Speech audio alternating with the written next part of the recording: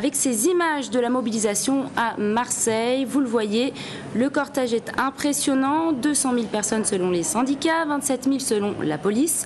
C'est la manifestation la plus importante depuis le début de l'année contre la réforme des retraites.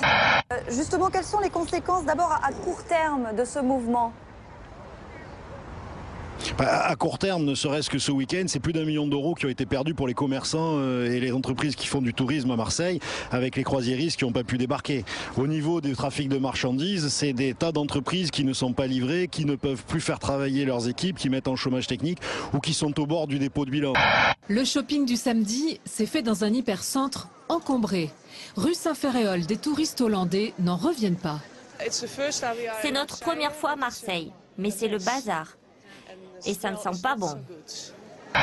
Dans la vie, cet homme penché qui ramasse les détritus à la main est vice-président de la Chambre de commerce et d'industrie de Marseille. Ce matin, il était bois. C'est un vrai métier, hein. Avec d'autres commerçants, il a décidé de se retrousser les manches pour déblayer les rues jonchées d'ordures. Pour ce ramassage parallèle, ils ont loué 16 camions et embauché une trentaine d'intérimaires. Une opération éclair. Pour certains commerces, c'est dramatique. L'ensemble des commerces de Marseille et région, aujourd'hui, c'est moins de 40%. En réalité, depuis 30 ans, chaque fois que la CGT veut gagner quelque chose sur le port, elle le met en grève le pétrole, et en mettant en grève le pétrole, elle fait plier l'État. Marseille, épinglé par un rapport incendiaire de la Cour des comptes. D'après ce document, les dockers y bénéficient de conditions très privilégiées, notamment à cause de la situation hégémonique de la CGT. L'activité du port est actuellement perturbée depuis 3 semaines par une grève. Olivier Sibyl, Henri-Paul Amar.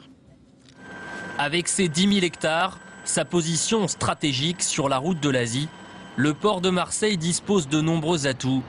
Pourtant, selon la Cour des comptes, la situation est inquiétante. Fiabilité insuffisante, activité minée par les grèves à répétition et surtout une productivité très faible. Les portiqueurs, les conducteurs de ces immenses grues ne travaillent que 3h30 par jour, 14 heures par semaine, pour une rémunération entre 3 500 et 4 500 euros net. Résultat, depuis des années, Marseille ne cesse de perdre des parts de marché. Pour le trafic conteneur, il n'est plus que le 5e port européen, loin, très loin derrière Rotterdam, Anvers, Hambourg et Amsterdam. De son côté, la CGT, principal syndicat, a réagi par un simple communiqué. Elle y dénonce une manœuvre gouvernementale pour discréditer la grève sur les retraites qui paralyse le port depuis 3 semaines. Pour la mairie de Marseille, il y a un coupable principal. Pour moi, la CGT, c'est le cancer qui tue progressivement le port de Marseille.